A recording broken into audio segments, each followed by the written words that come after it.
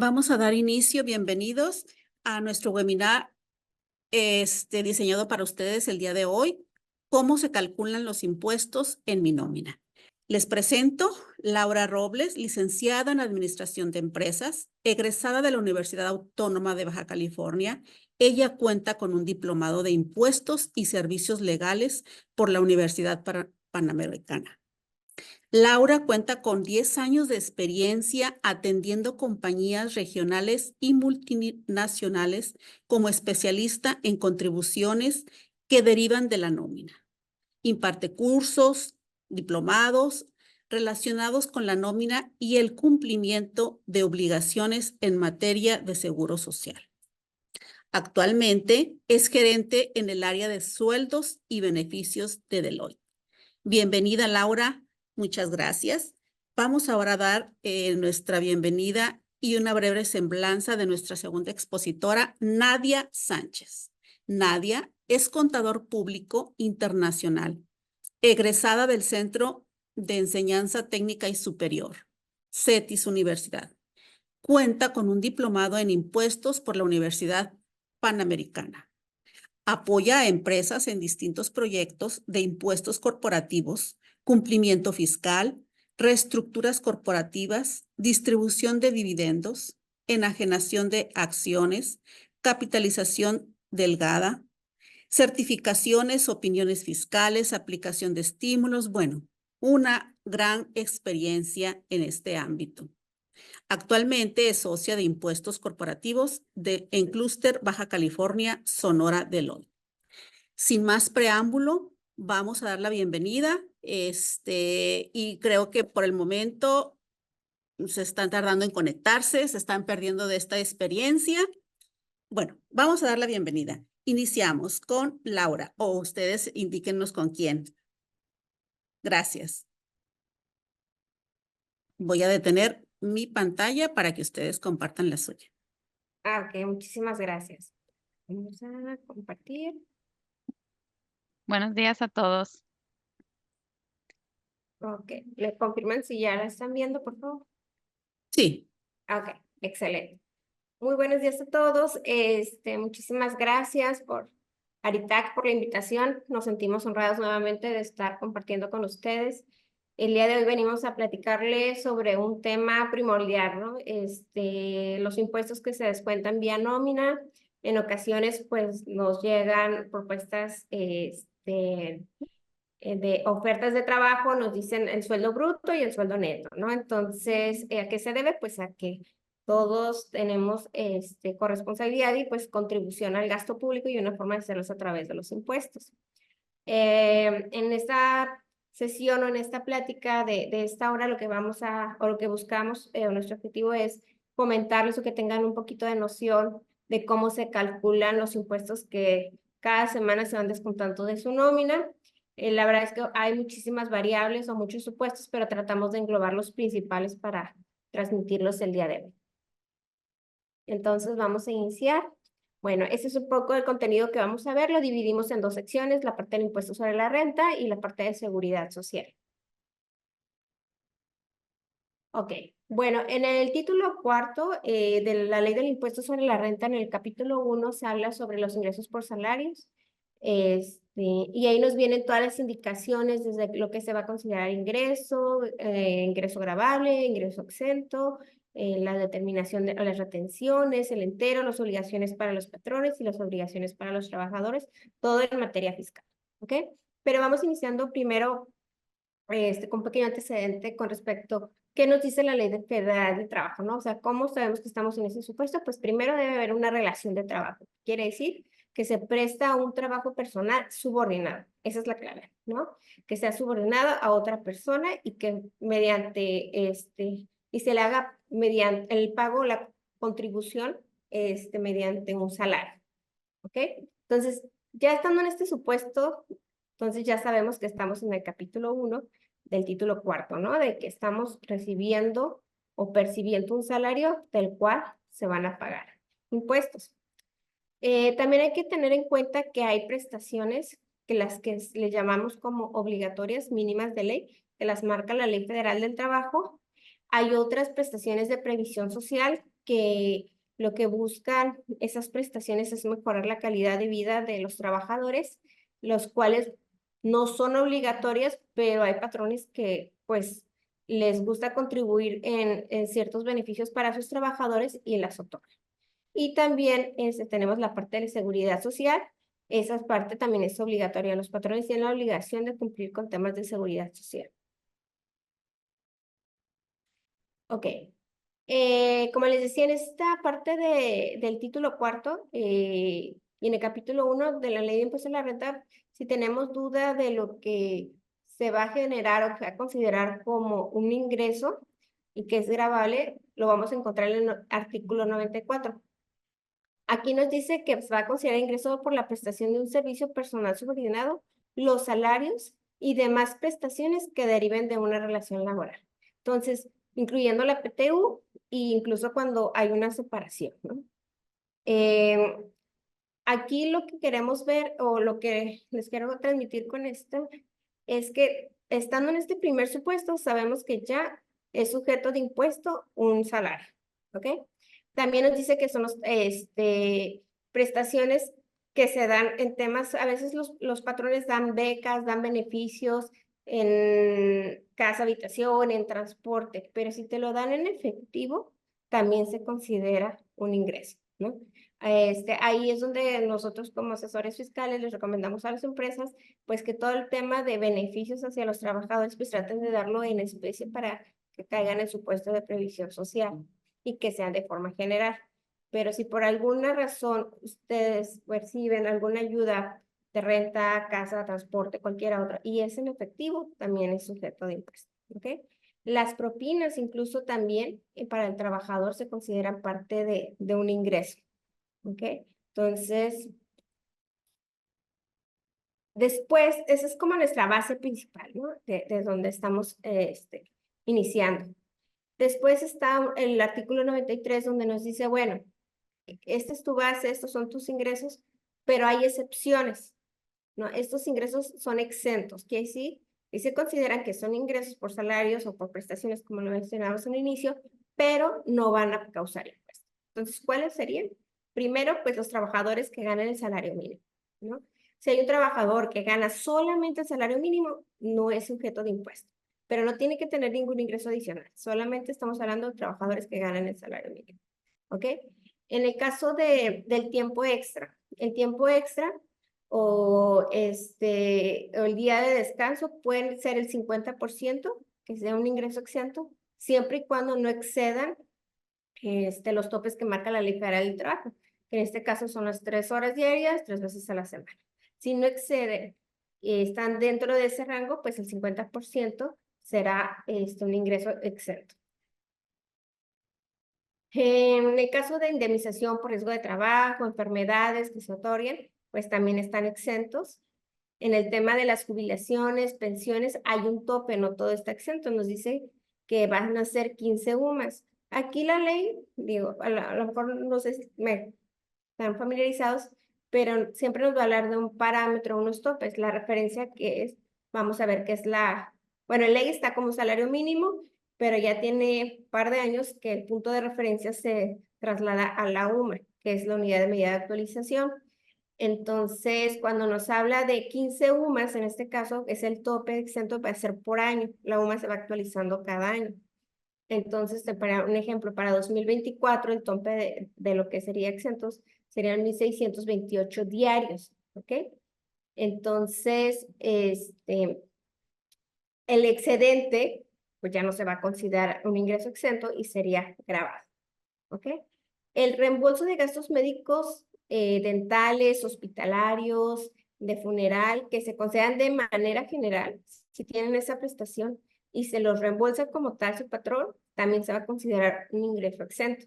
Pero aquí es la regla que sea de forma general. Si por alguna parte hay una excepción que se decide ayudar a alguna persona, pero no es un beneficio para todos, entonces sí se considera grabado ese ingreso. Por otra parte, está lo que le comentaba, el tema de la previsión social, son prestaciones que se dan adicionales a las de la ley, que no son obligatorias para los patrones, pero que pueden otorgarlas, ¿no? Pueden ser subsidios por incapacidad, becas educacionales, ya sea para los trabajadores, incluso para sus hijos, temas de guarderías, alguna actividad cultural, deportiva, u otras prestaciones que ayuden a mejorar la calidad de vida para el trabajador. Entonces, esas, si son y se otorgan de forma general y hay un plan, se pueden considerar un ingreso exento. También hay un tope para considerar el tema de previsión social, pero eso es algo que tendré que ver más en tema del el patrón para no exceder y que no se vuelva un ingreso agravado para los trabajadores, ¿no? Pero pensando que cumple con estas reglas, pues se considera que es un ingreso exento, y también una forma o algo que no es requisito, pero que sí vemos, es que se concedan de forma en especie y que se esté documentando que en efecto se están utilizando para esos beneficios y que no se perciba que es un sueldo. Ok, el tema de las cajas y fondos de ahorro. Bueno, pues la caja de ahorro es el dinero que el trabajador decide ahorrar cada semana, cada quincena, dependiendo los periodos que tuviera, lo administra el patrón y al final de cierto periodo se lo entrega.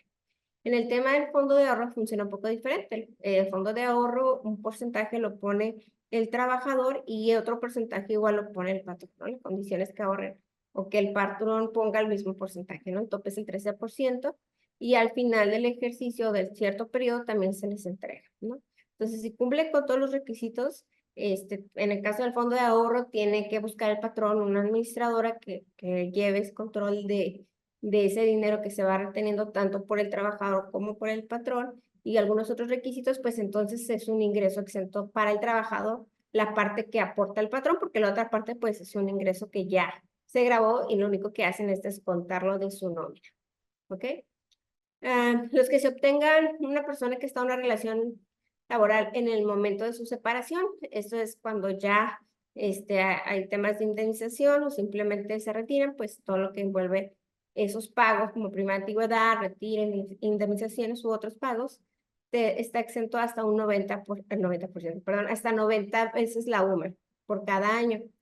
Entonces, para 2024, 90 sería pues 9,771. ¿Ok? Esto les comento, este valor se va actualizando cada año, entonces si estuvieran en otro año haciendo un cómputo, pues sería ver el valor de la UMA presente en ese ejercicio. En el tema de los ingresos, los que son más comunes o que viene siendo un poco el día a día, es el tema, por ejemplo, de las gratificaciones. Así lo menciona la ley, pero pues se refiere al tema del aguinaldo, ¿no? O sea, cada año recibimos aguinaldo. 30 días de UMA es lo que está exento, que en este caso para 2024 es un equivalente a 3,257 pesos. En el tema de la prima vacacional, al igual que la PTU, son 15 días, equivalente a la UMA, que son 1,628.55. Y en el tema de la prima dominical, es una UMA, que es 108.57, ¿no? Por cada domingo laboral. Los excedentes que se den por eso pues se va a considerar un ingreso grabado. También es importante tener en cuenta que en el caso de los viáticos, si son efectivamente erogados a servicios de su patrón, se junta con todos los comprobantes que marca la ley, se considera un ingreso exento, ¿no? Incluso hay una facilidad del 152 en el reglamento de la ley del impuesto de la renta, donde nos dice que puede haber hasta un 20% en el que no se consiga comprobante, pero que no puede exceder a 15,000, y que por el resto de los viáticos se pueda comprobar que efectivamente se llevó a cabo esas diligencias fuera de la ciudad, porque pues entendemos, ¿no? Hay situaciones en las que no se puede considerar, o no se puede, más bien no les pueden otorgar algún comprobante, de temas de taxis, en ocasiones algunos restaurantes, ciertas situaciones diversas pueden pasar que no emitan alguna factura, entonces está ese beneficio, pero está topado, ¿no? Entonces, si cumplen con esta parte, es no acumulable para el trabajador. Por eso que estamos viendo la perspectiva ahorita del trabajador. Si en dado caso no cumpliera con estos requisitos, y que no se comprueben, entonces no hay forma de mostrarle a la autoridad que fue viático, dice la autoridad, ¿ok? Entonces es sueldo y grava, ya no está exento, ¿ok? Bueno, digo, hay más ejemplos, bueno, no ejemplos, más supuestos que marca el artículo de ingresos exentos, pero quise mencionar los más importantes o los que más se pueden ver día con día, ¿ok? Después, ¿qué nos dice la ley? En el artículo 96 nos dice que quienes hagan pagos de su impuesto, por estos supuestos, tienen la obligación de efectuar una retención y el entero es mensual. Entonces, si nosotros por alguna situación se hace o las empresas dan el pago no por un periodo mensual, hay un beneficio que te da el 168 del reglamento que te dice, bueno, lo puedes hacer en la forma semanal, en dado caso, o en la forma en que lo hagas, ¿ok? Entonces el retenedor lo va a hacer conforme a ese periodo, ¿no? ¿Qué pasa? Pues llega, por ejemplo, ahorita estamos cerrando el mes de abril. En el mes de abril se hicieron pagos semanales y su patrón tiene la obligación de enterar todo lo que se hizo en esos recibos semanales en mes de, ahorita en mayo, ¿no? Mayo 17, precisamente hoy, bueno, por ser viernes, se recorre a lunes, pero ella está en tema de cumplimiento de enterarle al SAT todo lo que retuvieron del mes anterior, ¿no? Porque los enteros se hacen mensuales. Es decir, no conforme les van reteniendo cada nómina, van y enteran al SAT, no, es por mes. La facilidad de que les retengan a ustedes por periodo de pago, pues es para que no haya un desbalance, ¿no? Al final del mes de que digan, ah, pues te pagué tanto, ahora te retengo. Entonces va de la mano conforme a la percepción que van teniendo en sus periodos de pago. Y pues lo marca también la ley esa opción. Y bueno, aquí nos dice este mismo artículo que se va a hacer o se le va a aplicar a esos ingresos obtenidos una tarifa que el mismo artículo 96 nos habla, ¿no? Entonces, esta tarifa, para que vayan relacionándose un poco, es la tarifa mensual porque estamos hablando que el entero es mensual. Entonces, en primera instancia tenemos la tarifa donde vemos límites inferiores y superiores y ahorita vamos a explicar cómo van determinando o cómo influyen para la determinación del impuesto, pero si se dan cuenta, la primera parte habla de un límite inferior, luego un límite superior. Esa cuota fija, que si estamos dentro de esos rangos entre el límite inferior y superior, el ingreso que percibimos, esa cuota fija va a ser por ley y el excedente de lo que ganemos menos el límite inferior le vamos a aplicar el porcentaje de esa tasa, ¿no? Entonces, para personas físicas, en este caso por sueldos y salarios, la tasa menor puede ser 1.92, pero la tasa máxima puede ser hasta el 35%, ¿ok? En el tema de la cuota, pues la tasa mínima puede ser 0, la cuota fija, pero la máxima es de 117,000 pesos, ¿no? Estoy hablando de ingresos percibidos al mes. Pero como les decía, está la facilidad que nos da el reglamento y nos dice que podemos tener una tarifa semanal. Pues esto puede ser un poquito más más relacionado con el día a día, quienes recibimos pagos semanales para el tema del rango de los ingresos, ¿no? Entonces, cuando hablamos de límite inferior y superior, es en el rango de los ingresos en los que nos encontramos. Entonces, si se dan cuenta, la tasa sigue siendo exactamente la misma, no varía la tasa, llega al 35, pero la cuota fija sí varía, incluso los límites también, porque están desglosados de forma semanal, ¿ok? Y para tener un ejemplo de cómo se determina el impuesto como tal ya sobre la renta, bueno, antes de llegar a la determinación, el tema del subsidio al empleo. El subsidio para el empleo es un beneficio que la autoridad da a quienes perciben menos ingresos, ¿no? Y pues estuvo bastantes años sin modificarse, ¿no? Ya veíamos nosotros que aquí en frontera pues ya era prácticamente imposible por el aumento del salario mínimo que quienes que percibieran un subsidio para el empleo como una ayuda, porque pues estaban, si no me recuerdo, como 7,200, 7,300 en aquel entonces. Ahorita el 1 de mayo se publica un nuevo decreto en el cual se habla o se renueva el subsidio para el empleo y se hace un ajuste. un ajuste que es interesante porque te dice, bueno, ya se amplió el rango a los 9,081. Cabe mencionar que para ser frontera, en la región fronteriza norte por el salario mínimo, seguimos sin que la mayoría de los trabajadores caigan en ese supuesto porque simplemente por salario mínimo son 11,200, si me recuerdo, te vamos a checar más adelante, al mes. Entonces, pues 9,081 no caemos porque pues nadie puede ganar menos del salario mínimo para empezar, salvo periodos que van iniciando en el mes, que no completen los 30 días trabajados, que sea un par de días, pudiera aplicar, ¿no? En las bajas también, se van a trabajar un par de días y ya se retiran, podría ser. Pero de ahí en fuera, en un periodo regular, pues ya no les aplica el subsidio o no les beneficia. ¿Ok? Pero de todos modos, pues lo quisimos comentar aquí para que tengan conocimiento que si por alguna razón tuvieran una percepción menor a los 9,081, pues hay un beneficio del subsidio, que también es una cantidad que se va a estar actualizando cada año. En este caso, para 2024 les corresponde un beneficio de 390. En el decreto anterior se manejaba con tablas, algo parecido a lo que era la retención, y se manejaba un rango de ingresos y se le daba el beneficio del subsidio. Ahorita es un solo monto y es un solo tope. ¿Ok? Y bueno, entonces, regresando al tema de cómo se determina el impuesto sobre la renta, pues vamos a tener nuestro ingreso mensual o semanal gravable de lo que ya identificamos que sí es gravado. Todo lo que es exento lo vamos a dejar fuera. A eso le vamos a quitar el límite inferior de los rangos que vimos en las tablas.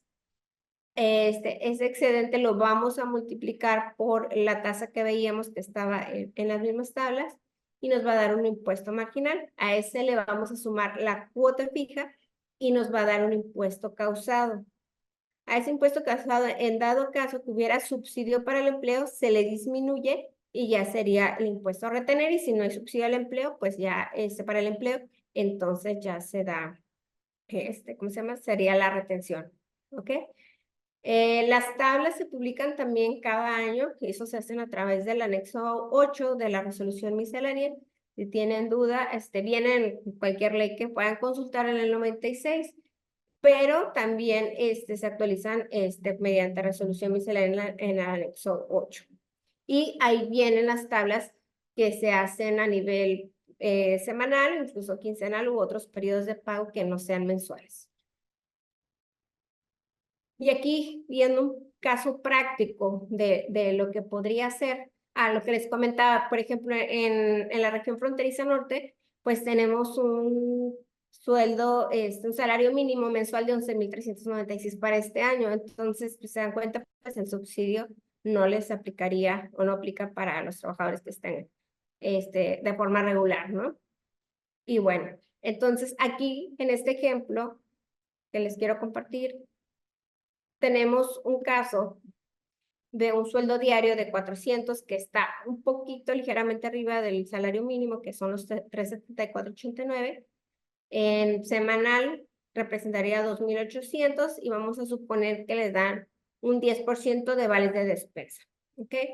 En el caso de los vales de despensa, si se dan en un monedero electrónico autorizado por el SAT, se considera como parte de previsión social y es un ingreso exento.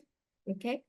Entonces vamos a suponer que ese es un ingreso exento, no juega, y solamente el sueldo, porque es arriba del salario mínimo, el salario, si estuviéramos en un rango de 2,624.23 o menos semanal, no llevaría retención de impuestos sobre la renta si solamente percibiera ese ingreso. Pero como en este caso excede, pues ya es sujeto de retención. Entonces calculamos, decimos 2,800, busca en la tabla, el límite inferior son los 2,562, nos da un excedente de 237 pesos, a eso dentro de ese mismo rango de la tabla le corresponde una tasa del 16%, entonces nos da un impuesto de 38 pesos. Pero si buscamos dentro de ese mismo rango, esa línea nos da una cuota fija de 205 pesos, entonces el impuesto a retener por ese ingreso sería de 243.82, ¿ok? Entonces aquí una pequeña representación de lo que podría ser un recibo de nómina, es decir, bueno, tengo 2,800 que son grabados porque ser sueldo.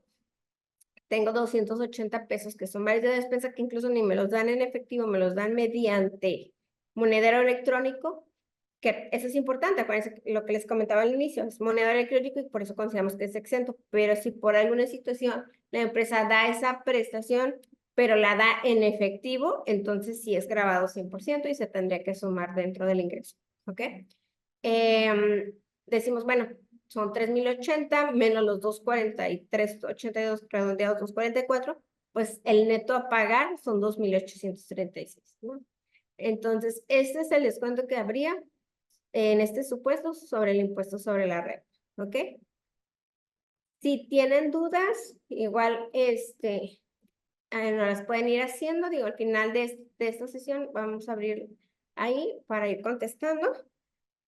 En el caso 2, estamos viendo el tema del sueldo diario, que ya aumentó, ya es un poquito más elevado, 1,050, lo que representa un sueldo semanal de 7,350.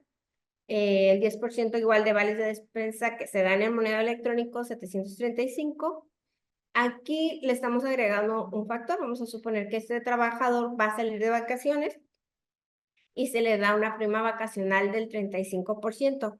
Por ley, de acuerdo a la Ley Federal del Trabajo, nos dice que debe ser el mínimo 25%, entonces los patrones pueden aumentar ese porcentaje si así lo desean, ¿no? Pero no puede ser inferior al 25%.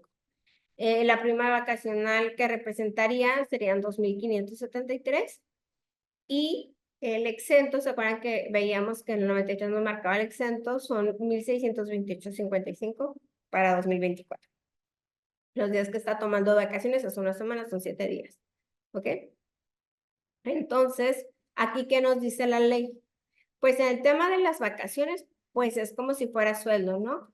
Esa es una retención como si hubiera ido a trabajar. La ventaja es que se le paga sin ir a trabajar, pero pues todo es grabado, ¿no? Entonces, hacemos el mismo cálculo, decimos, bueno, estamos ante un ingreso de 7,350, 735 es exento, solamente me voy a lo grabado, hacemos el mismo análisis de revisar en qué parte de la tablita semanal cae ese rango y le disminuyó el límite inferior, me da ese excedente, lo multiplico por la tasa que está dentro de ese rango, me da el impuesto marginal, después viene la cuota fija y digo, bueno, ahí hay un impuesto por retener de 1,189 pesos.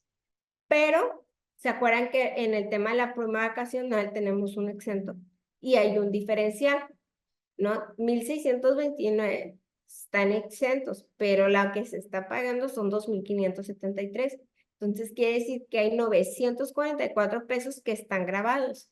¿Cómo se determina ese impuesto?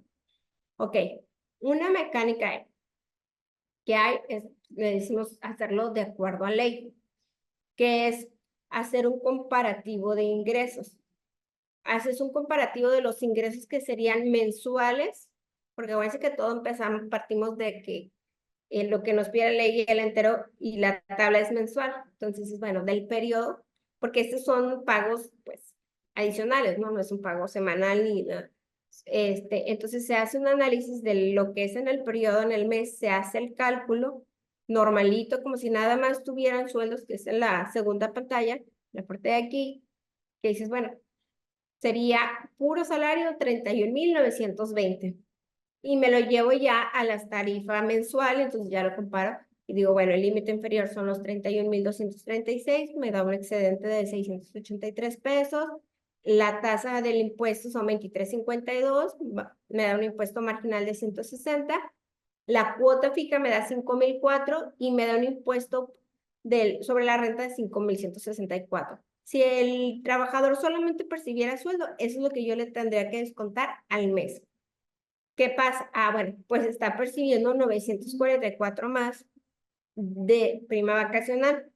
Entonces, a esos 31,920 les sumo los 944 y me van a dar los 32,864.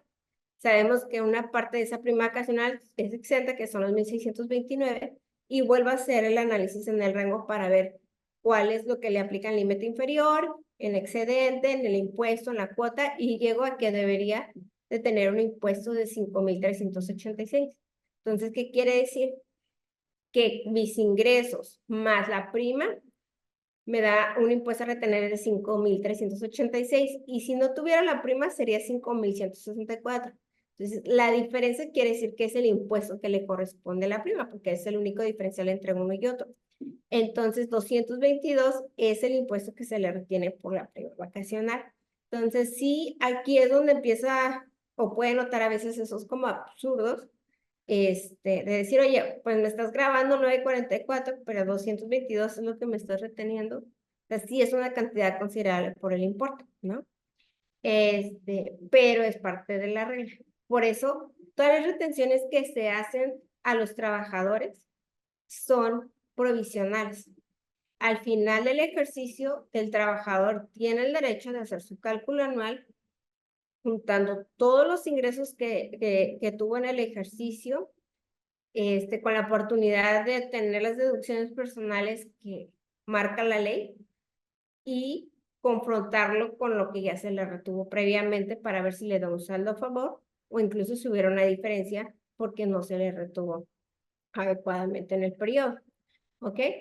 Hay un beneficio a corto plazo, digo a corto plazo porque donde se saca una tasa efectiva de acuerdo al reglamento del impuesto de la renta sobre prima vacacional, sobre PTU, aguinaldo, de esos pagos adicionales que se hacen, pero le digo a corto plazo porque sí está una tasa efectiva que puede beneficiar al trabajador, pero al final del ejercicio, cuando ya se acumulan todos los ingresos, puede ser que se exceda. Entonces, sí quedaría muy en desventaja porque a lo mejor en el momento no le descuentas, pero al final del ejercicio le puede salir un saldo a cargo, ¿ok?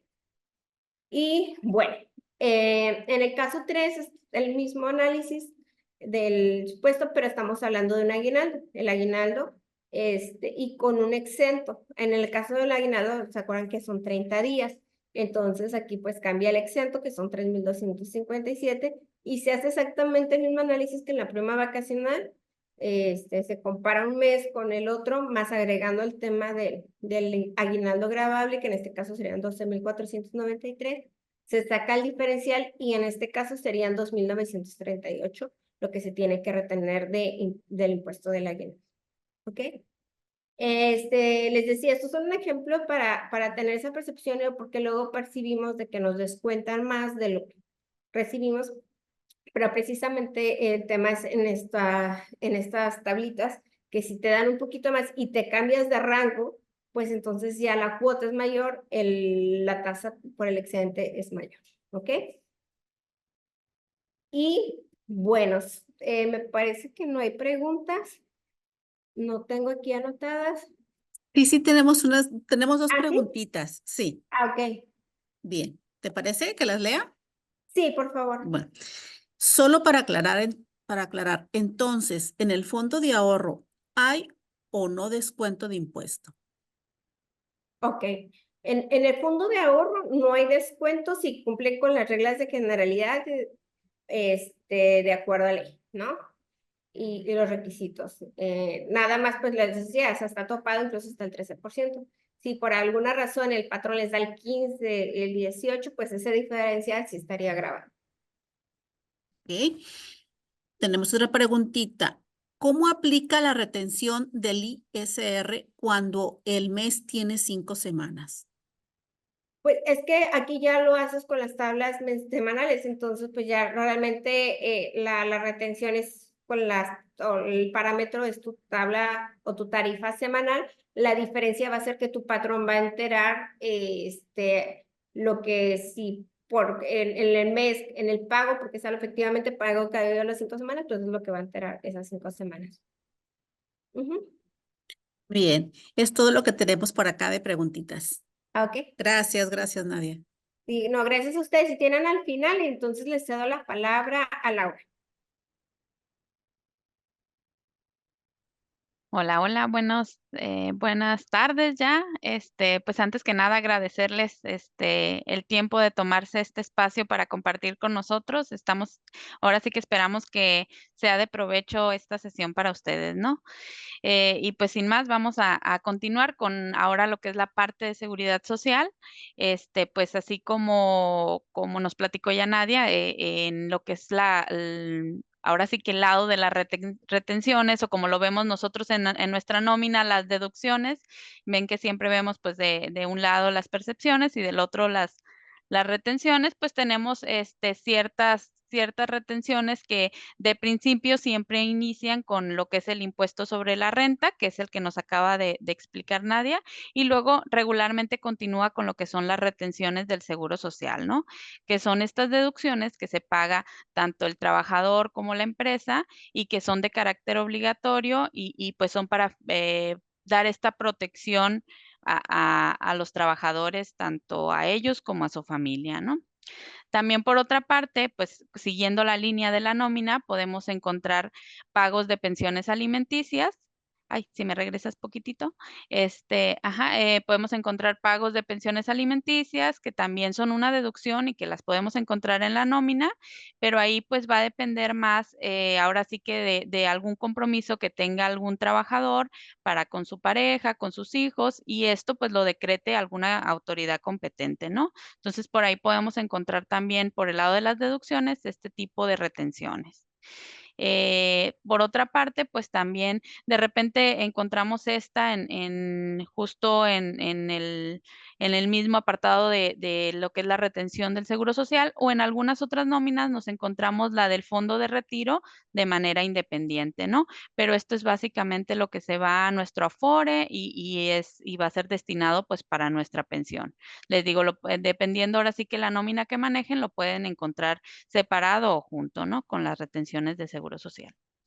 Luego tenemos algunas otras retenciones que son las voluntarias, pueden ser como cajas de ahorro, fondos de ahorro, nada más ahí tener en cuenta que pues estas retenciones no pueden exceder del 30% del sueldo del trabajador, ¿no? Y esto lo establece la Ley Federal del Trabajo. También podemos encontrar cuotas sindicales como retenciones. Estas pues son dependiendo, ahora sí que lo que se pactó con el sindicato, y también pues del lado de las deducciones nos podemos encontrar este tipo de retención. Otras pudieran ser deudas contraídas con el patrón, que pueden ser anticipos de sueldos, préstamos a empresas, o incluso también podemos encontrar ahí los ajustes de Infonavit, que de repente por ahí yo creo que a todos los que trabajamos con la nómina nos toca ver que a inicios de año publican la UMI por ahí del mes de febrero y sabemos que esta aplica desde el mes de enero. Entonces pues nos toca hacer algunos ajustes en la nómina a los trabajadores, pues esos también los vemos por ahí como deducciones, ¿no? Por otra parte, pues ya serían los créditos Infonavit, créditos Fonacot. Nada más, pues ahí tener en cuenta que en caso de que sean empleados de salario mínimo, pues estas retenciones no pudieran exceder el 20% para Infonavit o el 10% para Fonacot, ¿no? Ya en específico para empleados de salario mínimo. Más o menos es lo principal que podemos encontrar en nuestra nómina del lado de las deducciones, y ahorita vamos a entrar un poquito ya más de lleno con lo que son las retenciones de seguridad social. Adelante.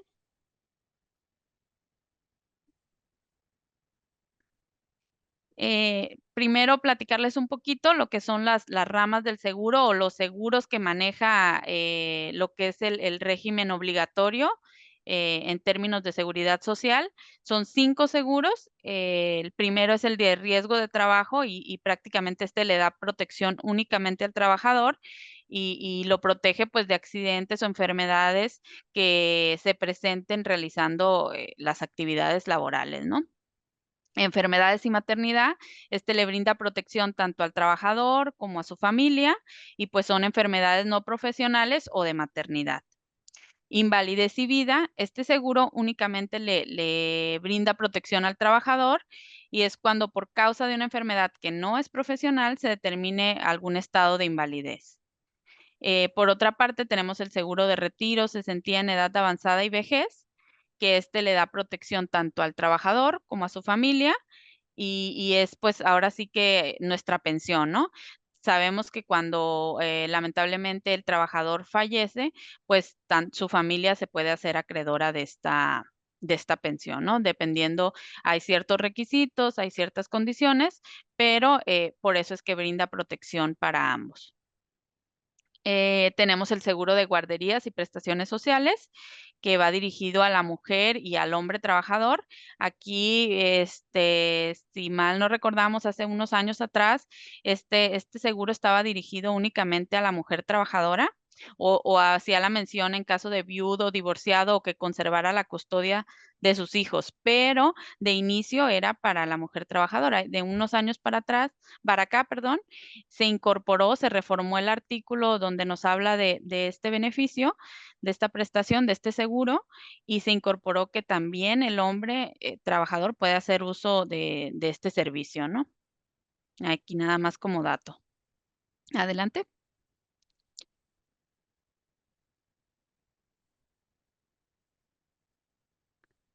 Y luego, pues tenemos que tener en cuenta que qué es lo que va a ser nuestra base para las retenciones de seguro social, ¿no? Primero, pues, como ya nos comentó Nadia, quien define el salario, lo define de un inicio la Ley Federal del Trabajo. Sin embargo, ya para efectos de seguro social, nos vamos al artículo 27 de la Ley del Seguro Social, que nos define lo que es el salario base de cotización, ¿no?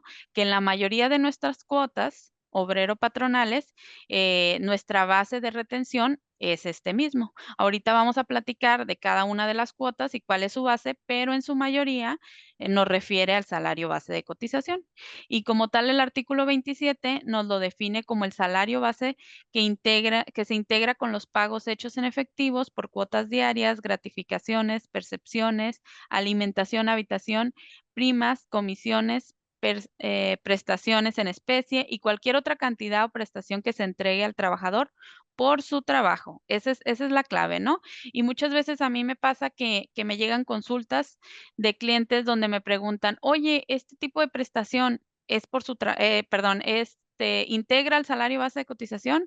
Pues la primer preguntita que nos tenemos que hacer es, ¿se lo estoy dando por su trabajo? Porque si es una chamarra que se ganó porque sacó más producción, que el otro compañero, es por su trabajo, entonces debiera integrar, ¿no? Porque aquí nos habla de prestaciones en especie también. Entonces, de repente, el cuestionamiento, pareciera que le queremos dar la vuelta por el tipo de beneficio que le estamos dando al trabajador, pero la clave está en preguntarnos si este beneficio que yo le estoy dando al empleado, si esta prestación, si esta retribución es por su trabajo, ¿no? Ahí vamos a encontrar la respuesta, si integra o no al salario base de cotización. Y entonces, después, en una serie de fracciones, el mismo artículo nos enlista todas esas excepciones que no integran al salario base de cotización. Adelante. Y tenemos que podemos encontrar los instrumentos de trabajo, herramientas, ropa, similares, el ahorro, el fondo de ahorro, siempre y cuando sean depósitos semanales o quincenales y se integre por partes iguales, cantidades iguales, tanto del trabajador como del patrón. Y por otra parte nos pone por ahí una reglita que no podrá exceder de más de 2 retiros al año. Eso es por parte del fondo de ahorro para que sea exento de integrar al salario base de cotización. Luego, pues también tenemos cantidades para fines sociales o de carácter sindical. Estas también serían exentas de integrar al salario base de cotización. Aportaciones adicionales del patrón por concepto del seguro de retiro, cesantía en edad avanzada y vejez, estas también serían exentas. Y por otra parte, pues también tenemos las aportaciones al Infonavit, así como la participación de las utilidades. Adelante. También tenemos que se exenta la alimentación y la habitación siempre y cuando se otorgue de manera onerosa, entendiéndose por onerosa que se le retenga al empleado por lo menos el 20% del valor de la UMA actual. De repente ahí, yo siempre a inicios de año, cuando me toca dar una plática, siempre les recuerdo este punto porque aunque parece tan obvio y aunque parece de lo más sencillo, la verdad es que se nos va seguido, ¿no? Ahora sí que con los clientes nos toca verlo y de repente por no actualizar algún valor se nos va este porcentaje de retención mínimo que debe cumplir, en este caso la alimentación, que es lo que más vemos en el día a día en las empresas, y nos vuelve la alimentación que no sea onerosa y esto lo hace completamente integrable al salario base de cotización, ¿no?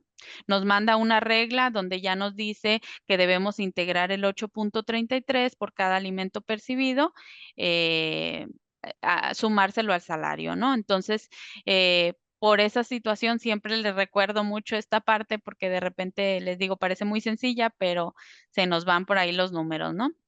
Luego también tenemos que la despensa en especie o en dinero, en el caso de para efectos de seguro social, el artículo 27 nos hace mención que puede ser en especie o en dinero, a diferencia de lo que nos comentaba Nadia, que para impuesto sobre la renta, pues tiene que ser totalmente en especie para que sea deducible.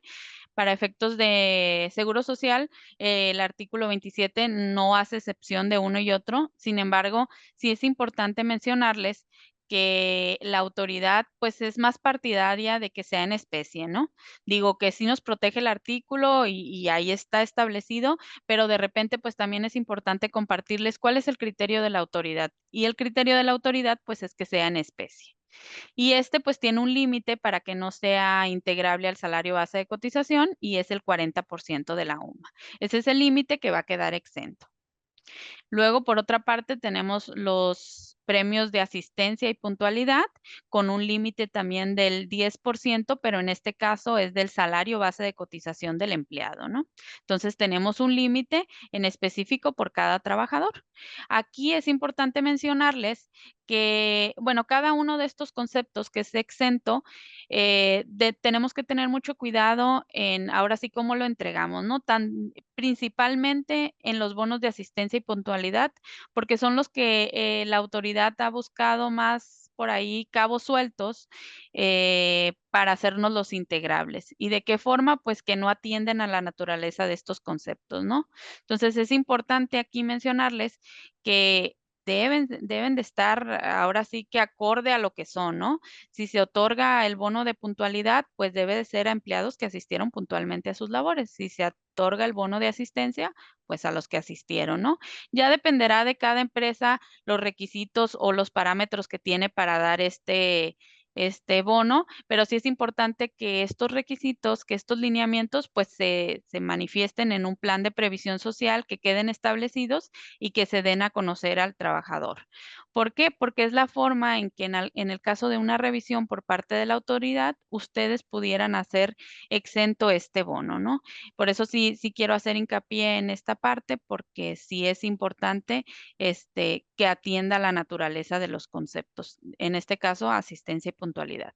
Y es muy común que en las empresas encontramos que se le otorgan 100 pesos de asistencia, 100 pesos de puntualidad en toda la semana, ¿no? Entonces ahí es muy fácil que la autoridad no lo pueda cuestionar.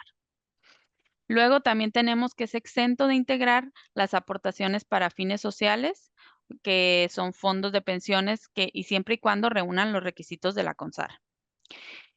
También tenemos que es exento el tiempo extra siempre y cuando cumpla con los límites de la ley, que la Ley Federal del Trabajo nos marca el límite de las 9 horas extras. Sin embargo, aquí otro criterio de la autoridad, en el caso del Seguro Social, pues es aplicar la regla 3x3, ¿no? Que la mayoría conocemos. De repente nos encontramos criterios distintos en las empresas y aunque no es ahora sí que es un criterio, siempre les hacemos, pues ahora sí que de su conocimiento cuál es el criterio que sigue la autoridad y pues que de alguna forma se preparen legalmente para atender alguna revisión en caso de que fuera necesario, ¿no? Entonces aquí es importante también tomar en cuenta y de qué mejor forma pues que ir apegado al criterio de la autoridad, ¿no?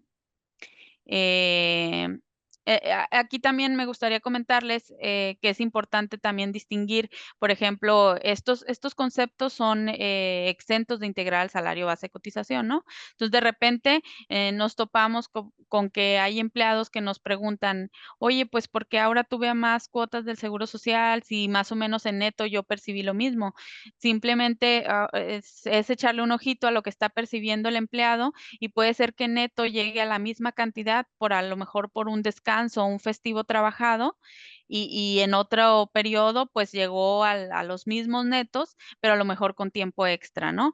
Entonces los tratamientos de uno y de otro son muy distintos porque el descanso y el festivo pues son totalmente integrables al salario base de cotización y el tiempo extra tiene esta partecita exenta que muchas veces las empresas cuidan para que los trabajadores pues no graben horas, ¿no? No integren horas. Entonces, va a variar mucho en esa situación y me va a repercutir en mi salario base de cotización y por ende, pues va a tener una repercusión en las cuotas que yo voy a retenerle a los trabajadores. Adelante.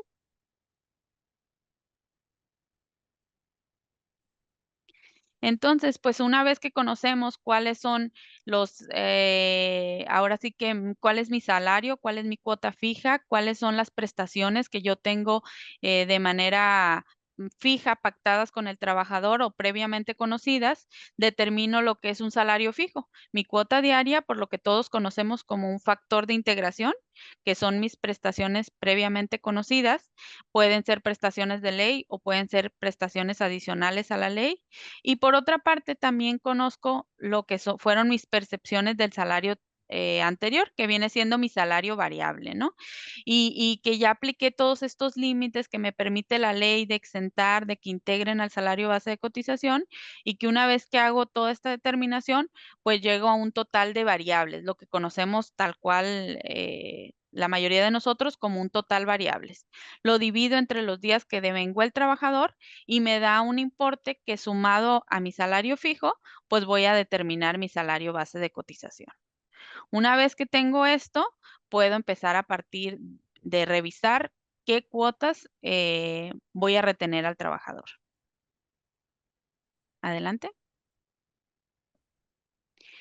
También es importante mencionarles que los empleados que se encuentran en el salario mínimo, eh, hay un artículo en la ley del Seguro Social, el artículo 36, que nos dice que no corresponde al patrón pagar, perdón, que corresponde al patrón pagar íntegramente las cuotas señaladas para los trabajadores. En este caso, los trabajadores que perciban salario mínimo no se les estaría reteniendo la cuota obrera.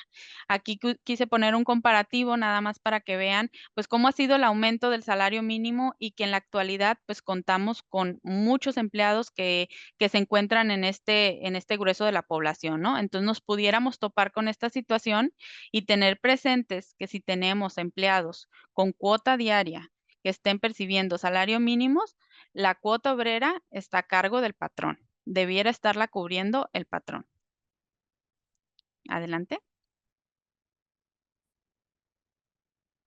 Luego también saber que existe un límite en cuestión del salario base de cotización, existe un límite inferior, que sería mi cuota diaria, el salario mínimo, en el caso de aquí de la frontera, son 374.89 por un factor mínimo de integración, que es el 1.0493 que actualmente tenemos, ¿no? Lo que me da un salario base de cotización límite inferior que sería de 393.87.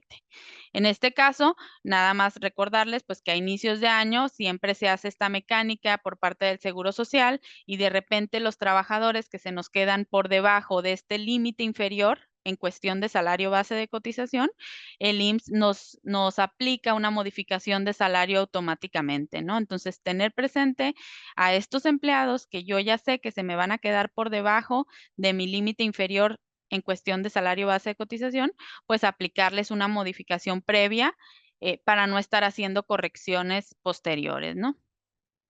Adelante. Y como límite superior, pues tenemos que los empleados solamente pueden cotizar con un máximo de 25 UMAS, ¿no? Que actualmente es de 2.714.25.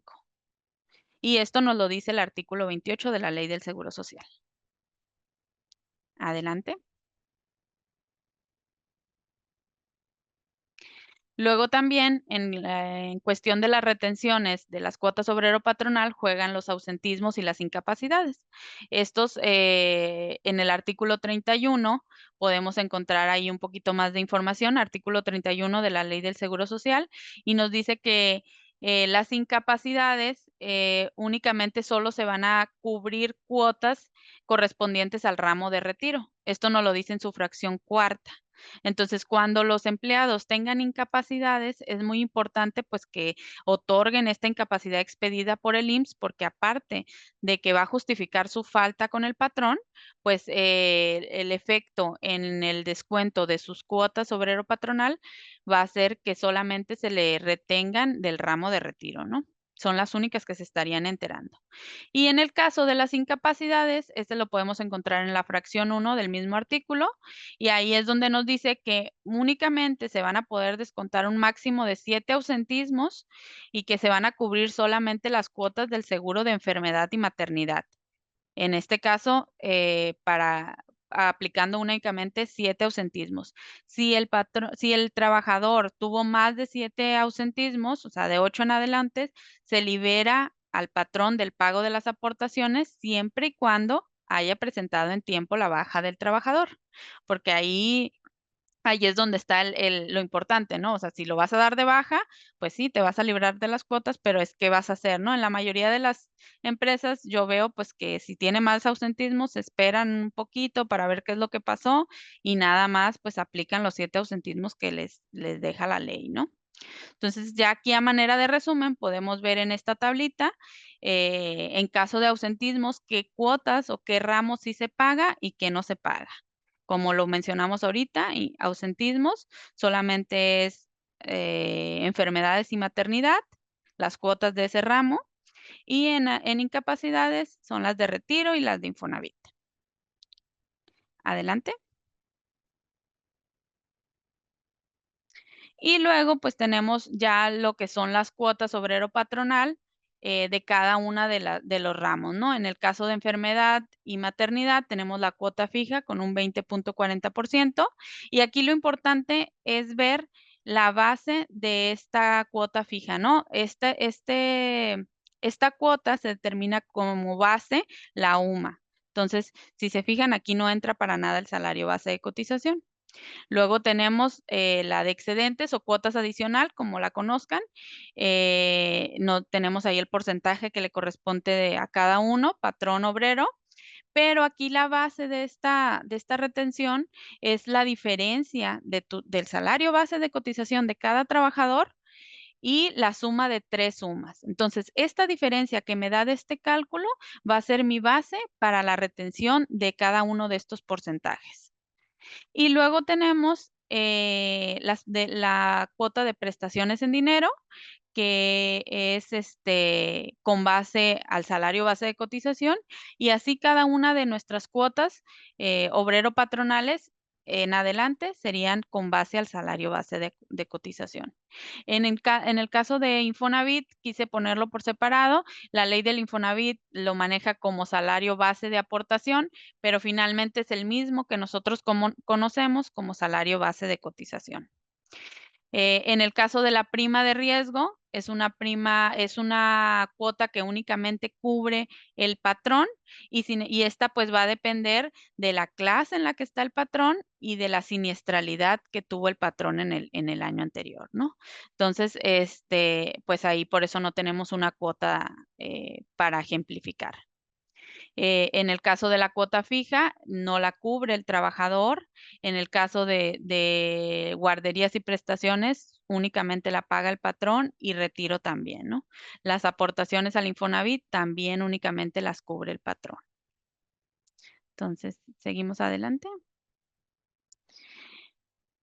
Y luego, pues también comentarles que a partir de, ahora sí que hasta el 2022, los patrones venían pagando en el ramo de cesantía y vejez una cuota de 3.15 sobre el salario base de cotización. Sin embargo, conforme al decreto o la reforma de pensiones, estas pues han sufrido un aumento constante y van a seguirlo sufriendo hasta llegar al 2030, donde nuestra cuota máxima va a ser del 11.87%. Entonces, ahorita lo que tenemos es un rango, dependiendo en el rango que se ubiquen los trabajadores, va a ser el porcentaje a descontar. Y pues cada año va a estar cambiando hasta llegar al 2030, ¿no? Y digo, yo sé que ya nos pasamos un poquito de tiempo, pero me gustaría a lo mejor mostrarles rapidito el cálculo. No sé si alcance o ya no alcanzo. Es la una, Laura. Por nuestra parte, adelante. Ahora sí que la Bueno, audiencia, quien esté más interesada, pues se va a quedar con nosotros.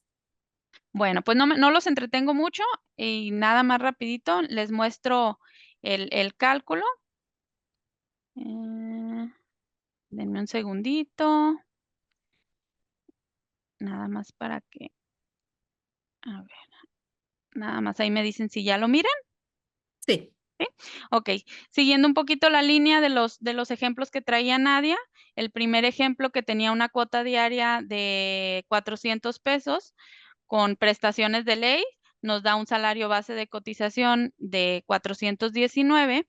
Y aquí lo que yo quisiera que observaran, sobre todo, es cómo se mueven las bases, ¿no? Por ejemplo, tenemos la de prestaciones en dinero, donde nuestra base era el salario base de cotización. Sin embargo, pues recuerden, aquí estamos poniéndole un poquito de incidencias a los trabajadores, se descuentan las incidencias, entonces, pues ya tenemos sobre 6 días trabajados, ¿no? Entonces ya nos determina una cuota patronal que es de 17.63, perdón, y una obrera que es de 6.30. Entonces, pero aquí una de las que es interesante es la cuota fija, porque aquí recuerden que la base es la UMA. Entonces, cada una de nuestras cuotas pues tiene diferentes bases y aquí es lo interesante de observar cómo se comporta, ¿no? Entonces, para yo determinar la cuota fija que está únicamente a cargo del patrón, pues determino con base a la UMA mis días trabajados que ya desconté en el caso de la cuota fija, ya desconté yo las incapacidades y por mi porcentaje que ya conozco, ¿no? Y luego tenemos esta otra que es también de las que es muy interesantes, que es la de excedentes, que es la que les comentaba, ¿no? Básicamente es de mi salario base de cotización, le resto mis 3 sumas aquí acumuladas y me da mi base de retención. Entonces, el porcentaje yo lo voy a aplicar a este cálculo que hice, no al salario base de cotización, no a la UMA, sino a este diferencial. Y luego, pues tenemos también en el caso de gastos médicos pensionados, que aquí ya juega nuestro salario base de cotización y pues nos da estos importes a retener, ¿no? Otro que está interesante es el de invalidez, donde ya empiezas a descontar. Si se fijan, aquí estábamos descontando únicamente incapacidades, pero ya en invalidez descontamos ausentismos, porque si ustedes recuerdan en lo que leímos en la presentación, los ausentismos sí se enteraban en lo que era el ramo de enfermedad y maternidad, que nos abarca estas 4 cuotas. Entonces, estas 4 cuotas que corresponden a ese seguro sí se van a enterar, pero en el caso ya de invalidez, también estaríamos descontando ausentismos. Tenemos nuestra base, que es el salario base de cotización, por nuestros porcentajes, dependiendo patrón y trabajador, y nos da el resultado. Entonces, aquí lo interesante o lo que quería que observaran era esto, ¿no? Cómo se comportaban mis cuotas dependiendo pues qué incidencias yo tuviera. Cada una pues se le aplica diferente criterio y el resultado pues será distinto, ¿no? Cada una tiene distintas bases y nos da un resultado pues distinto también. Al final, en lo que es el salario del empleado de 400 pesos con cuota diaria de 400 pesos, tenemos que va a retenérsele una cuota obrera de 54.72 pesos. Y en el caso del empleado que tenía un salario de 1,050, aquí lo multiplicamos por un factor, ya no es el de prestaciones de ley, sino ya está un poquito más elevado, nos arroja otro resultado, un salario base más elevado. Ya que analizamos esos puntos que acabamos de observar, pues nos arroja una retención de cuota obrera de 156 pesos. Entonces, si nos vamos a los resultados que traía Nadia con base al impuesto sobre la renta y sumamos nuestras cuotas obreras, esto es lo que se les estaría reteniendo a los dos trabajadores ejemplos que traíamos, ¿no? Ya sumando lo de impuesto sobre la renta con la cuota obrera. Sorry por irme muy rápido, pero no les quería quitar mucho tiempo. Gracias, Laura. Bien, nada más aquí dos preguntitas que nos dejaron rápidamente. ¿Algo más que quieras compartirnos, Laura? Ya te quité Por la mi parte palabra, es todo. perdóname. Ahora sí que me quedo más bien a aclarar dudas y aprovechar esa parte. Muy bien, gracias, Laura. Gracias, Nadia. Muy bien, aquí está dos preguntitas más. Respecto a las deducciones de deudas contraídas con el empleador, menciona que el descuento no puede exceder al 30% del sueldo. ¿Es sobre el salario en monto bruto este 30% o sobre el sueldo neto? Yo tengo entendido que es sobre el salario, lo que va a percibir el trabajador, ¿no? Porque al final no puedes dejarlo sin ese 30% que sería el neto, ¿no? No puede quedar sin ese 30% menor, perdón. Otra preguntita. Aquí en nuestra empresa nos pagan semanalmente. Cuando 5 pagos de nómina caen dentro de un mes, en la última semana nuestro descuento, entre paréntesis, impuestos, siempre es mayor al resto de las 4 primeras semanas. ¿Por qué pasa esto? ¿Algún ejemplo práctico y visual que podamos ver? Bueno, ahorita práctico, un ejemplo, creo que ya no tenemos tiempecito, pero sí podemos hacer una capacitación exclusiva para todas las necesidades de la empresa. Perdóname, Laura, adelante. Creo que estaba más dirigida a la de impuestos, si Sí. no. Ajá. Sí. Sí, gracias, Laura. Sí, sí, de hecho pueden haber varios supuestos, ¿no? Una es el tema del subsidio para el empleo, como les comentaba, hasta antes del 1 de mayo, igual había una tabla con rangos en las cuales si caías dentro de ese rango, pues tenías derecho a un subsidio para el empleo en esa semana. Pero hacia el final del mes excedías de eso, entonces tienen que hacer un ajuste, era como un poquito más, vulnerable. Ahorita es el primer mes que vamos ahorita en mayo, que se está haciendo con la nueva dinámica, que al final también se tiene que hacer el mismo ajuste, ¿no? Si por alguna razón, de acuerdo a la tabla, en el periodo tienes derecho al subsidio, a tus ingresos, al final del mes, perdón, se hace ese ajuste, ¿no? Porque pues no tenías derecho, entonces ese subsidio se convierte en impuestos sobre la renta.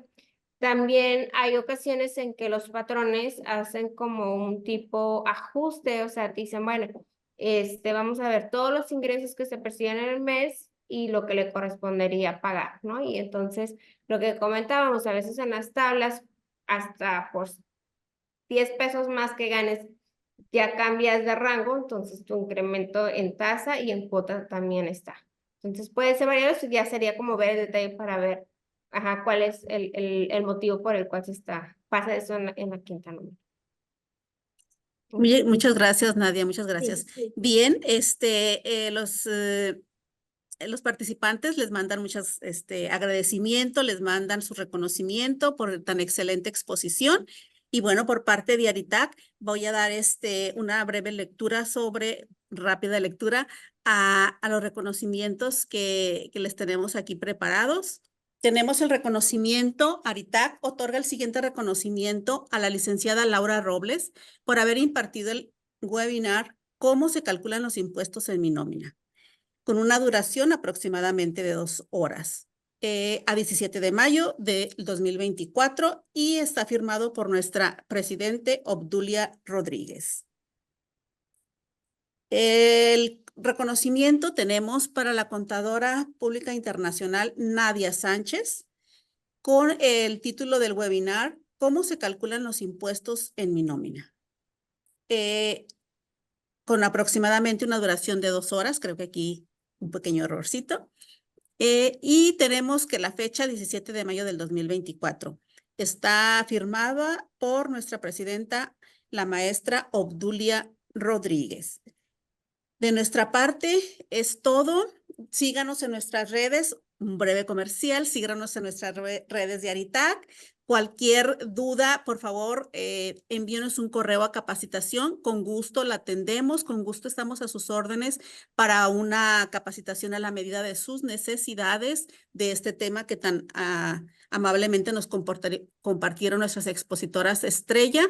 Y cualquier otro tema que su empresa esté transitando en este momento, tanto la empresa como los colaboradores, podemos acercarnos, podemos diseñar juntos una excelente propuesta para ustedes. Bien, de nuestra parte es todo. Solamente Muchísimas gracias. gracias a ustedes, todo mi Gracias. reconocimiento por tan excelente exposición, por tan excelente experiencia que nos comparten y que nos dejan el día de hoy para reflexionar el resto de la tarde. Mi nombre es Aide López Gómez y estamos aquí a sus órdenes para atender cualquier inquietud. Hasta pronto. Gracias. Gracias.